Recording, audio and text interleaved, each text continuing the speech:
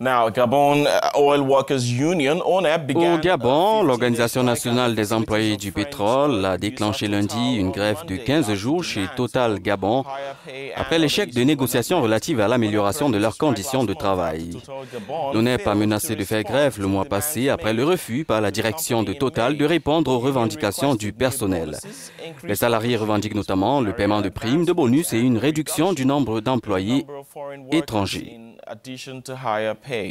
Et cette grève intervient sur fond de crise pétrolière. Le pétrole est en effet la principale ressource du Gabon. Le pays produit environ 200 000 barils par jour. 54 000 de ces barils sont produits par l'entreprise Total.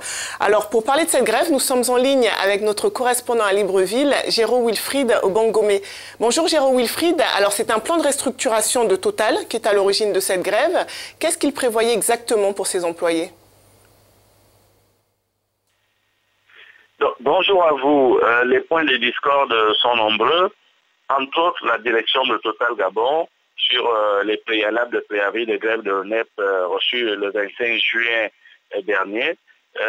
D'abord, il y a le point sur l'évolution de carrière. Total Gabon dit avoir mis en place une classification conventionnelle dans laquelle le niveau de classification est hérédité de l'emploi occupé et des responsabilités confiées, notamment les accords collectifs.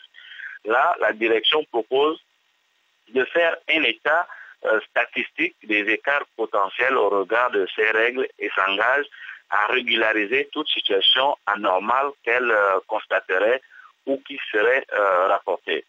L'autre point c'est la classification socio-professionnelle.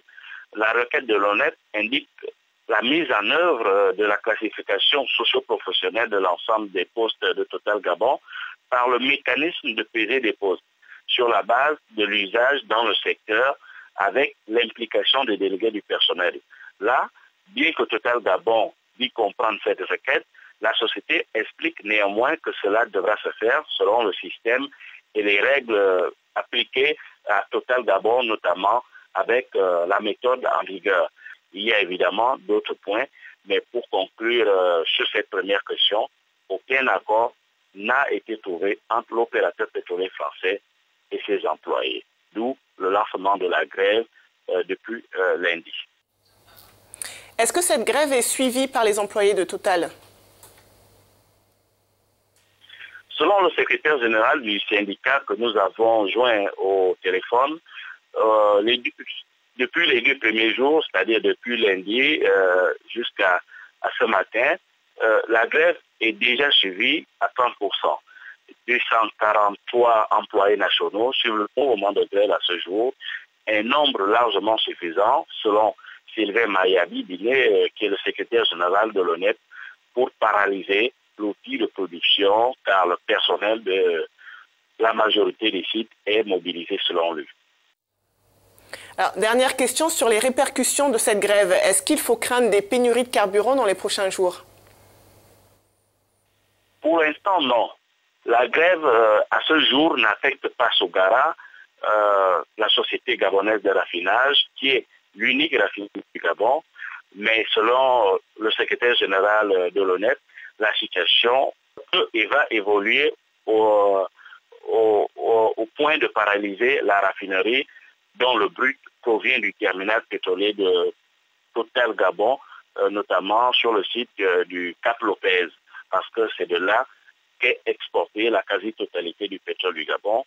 Signalons pour finir que dans un communiqué publié lundi, l'ONEP a souligné qu'elle reste disponible pour toute éventuelle proposition de solution pour une sortie des crises. Elle a aussi averti qu'elle est disposée à négocier les conditions d'un service minimum conformément aux lois en application dans le secteur pétrolier à la République gabonaise.